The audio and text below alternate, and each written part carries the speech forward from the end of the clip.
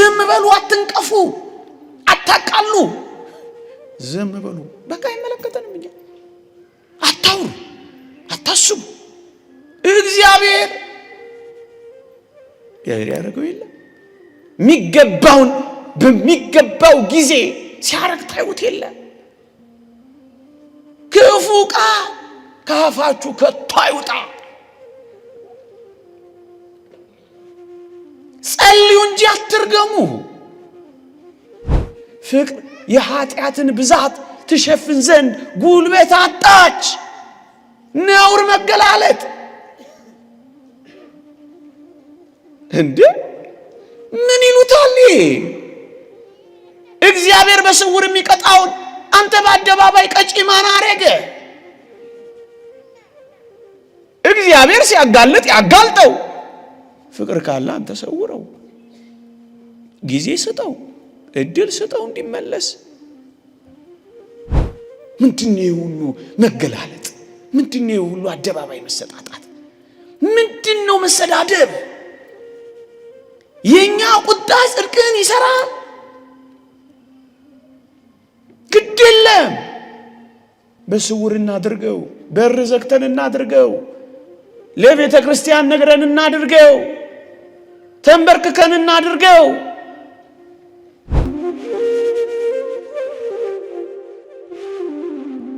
ታስታውሳላችሁ ቅዱስ ጳውሎስ በዚህ በሐዋርያት ሥራ ምዕራፍ 23 ቁጥር 5 ላይ ምን አለ መሰላችሁ ቅዱስ ጳውሎስ አንድ ሰውን አገኘና ምን አለው መሰላችሁ አንተ በሞቴ ስሙኝ አንድ ሰው አገኘና ቅዱስ ጳውሎስ አንተ በኖራ የተለሰነ ግድግዳ ትመስላለህ አለው ቅዱስ ጳውሎስ ነው እንደዚህ ያለው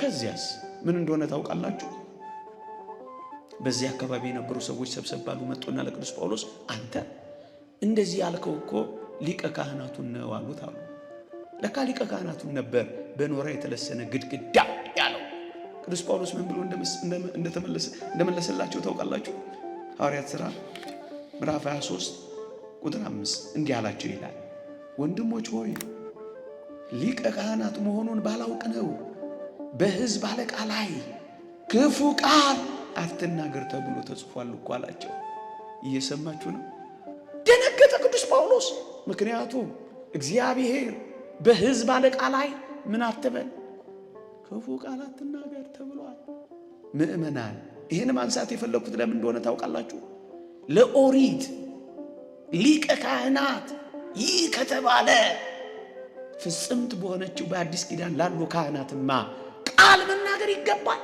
ዝም በሉ አትንቀፉ አታቃሉ ዝም በሉ በቃ አይመለከተንም እንጂ አታውሩ አታስቡ እግዚአብሔር ያደረገው የለ የሚገባውን በሚገባው ጊዜ ሲያረግ ታዩት የለ ክፉ ቃል ካፋችሁ ከቶ አይውጣ ጸልዩ እንጂ አትርገሙ መርቁ እንጂ አትርገሙ ጸልዩ እንጂ አታሳዱ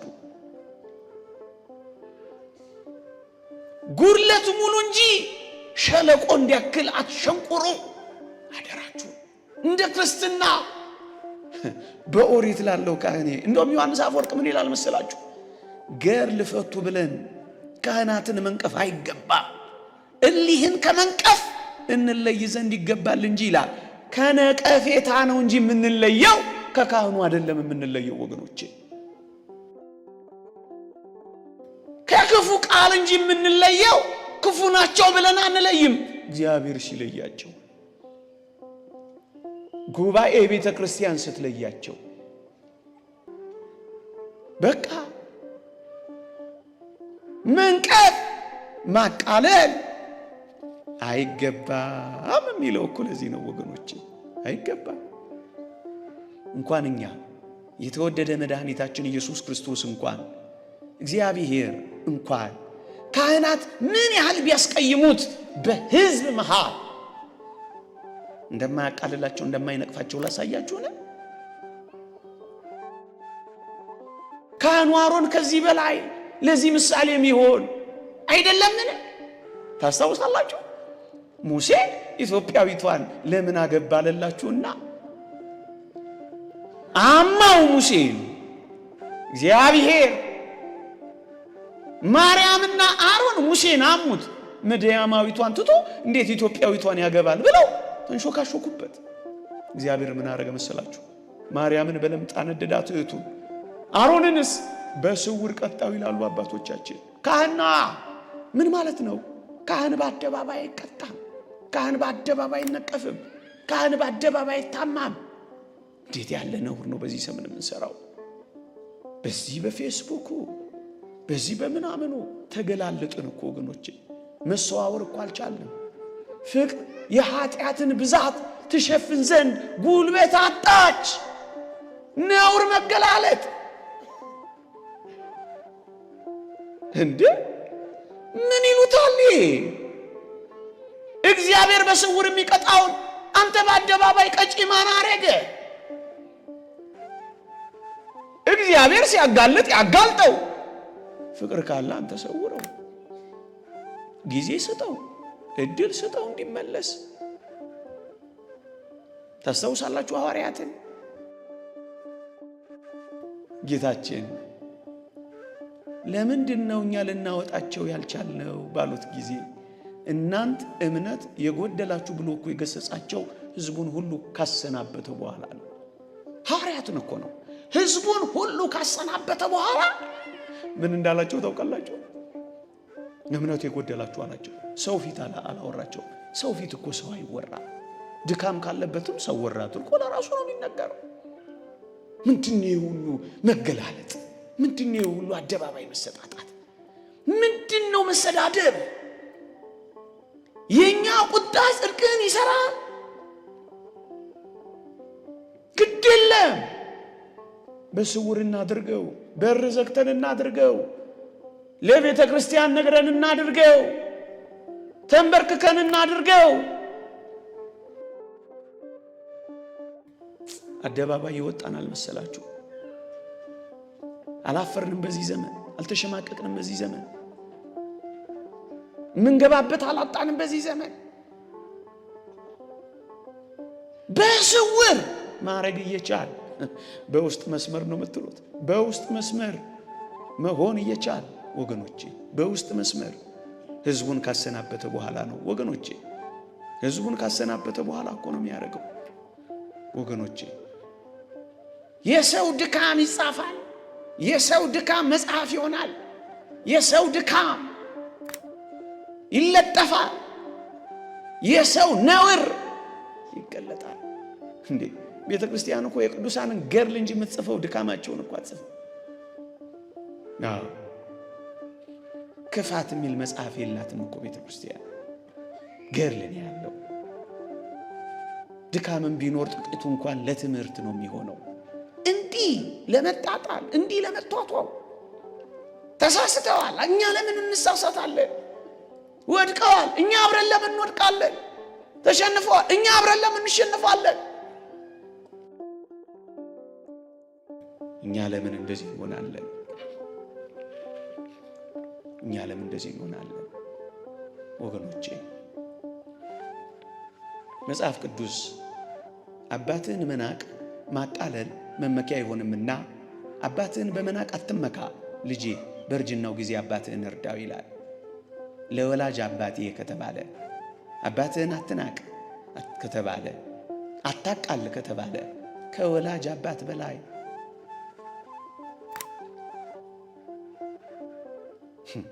ካህኑ አይበልጥ፣ ካህኑ አይከብርም። ከዛ በላይ ወላጅ አልሆነ። አንዲት ቃል መንገር ብቻ አይደለም። በጥምቀት ክርስትና አላነሳ፣ በእጆቹ አላቆረበ። የመንግሥተ ሰማያት አባት እስኪሆን ድረስ መምህረ ንስሐ አልሆነም።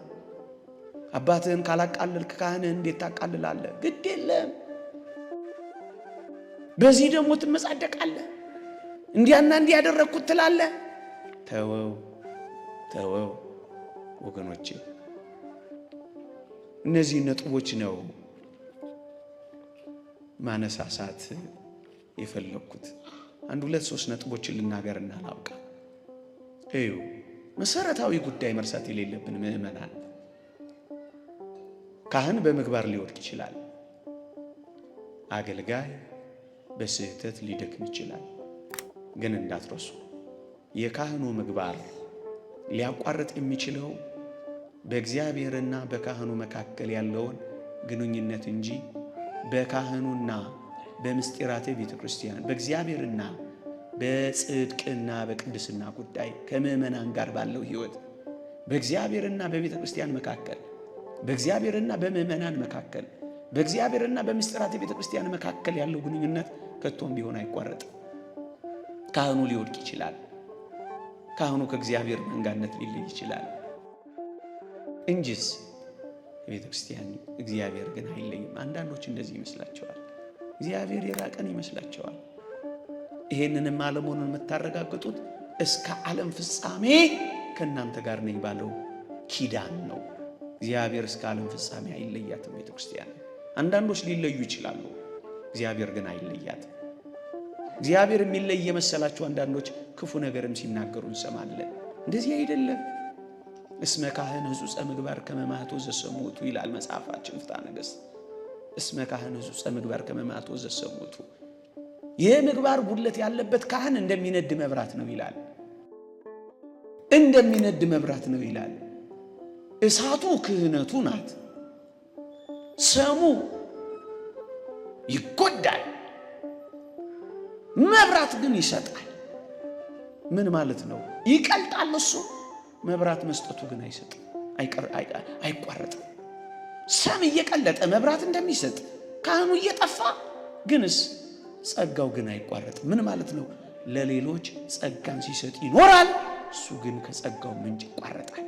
ራሩለት፣ ከቻላችሁ አልቅሱለት፣ ሱባኤ ያዙለት፣ ለወደቀው ወንድማችሁ እዘኑለት፣ እጆቻችሁን ዘርጉለት፣ ሱባኤ ያዙለት፣ ተንበርከኩለት፣ አልቅሱለት፣ ወደ መንጋው እንዲመለስ፣ ወደ ልቡ እንዲመለስ፣ ወደ ሕይወት እንዲመለስ ጸልዩለት። ወገኖች ጸልዩለት። እሱ ነው የሚጎለው እንጂ ቤተ ክርስቲያን አትጎልም።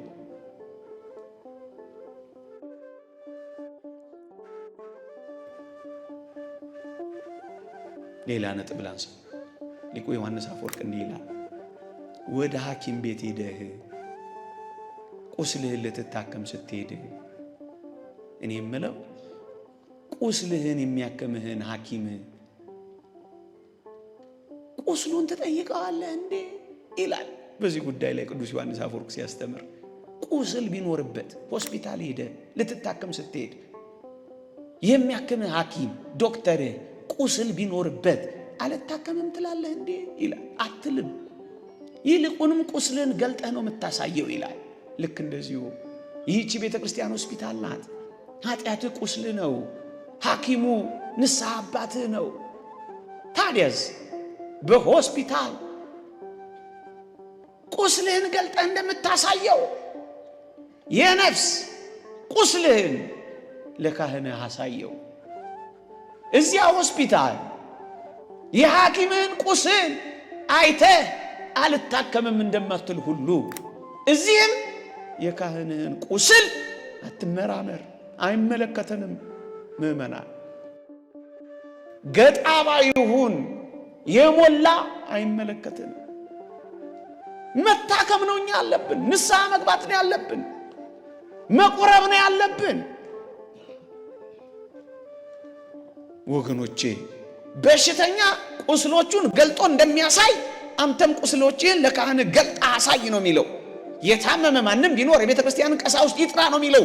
ጥራው፣ ዝም ብለህ ቁስሎቹን አትመርምረው። በራስ ቁስሎች ላይ ብቻ አተኩር። ቅዱስ ጳውሎስ እንዳለው እያንዳንዱ የገዛ ራሱን ስራ ይፈትን። የገዛ ራስን ስራ ፈትን እንጂ ስለ ካህኑ አትመራመር። ወገኖቼ አትመራመር።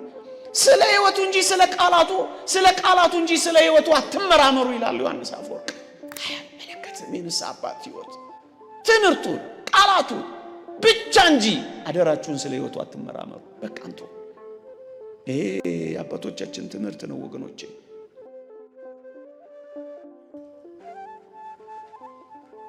ስለ ቃላቱ እንጂ ስለ ሕይወቱ አትመራመሩ። አተኩራችሁ አትዩ።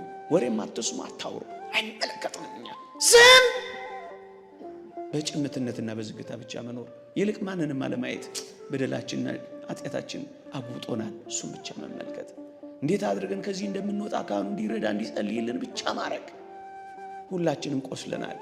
ሁሉ በሽተኛ፣ ሁሉ ራሴን ባይ፣ በቤታችን ደህና መጥፋቱ ነው ወይ እስኪባል ድረስ ጥቂቶች ብቻ ደህናዎች፣ ብዙዎቻችን እኮ በሽተኞች ነን።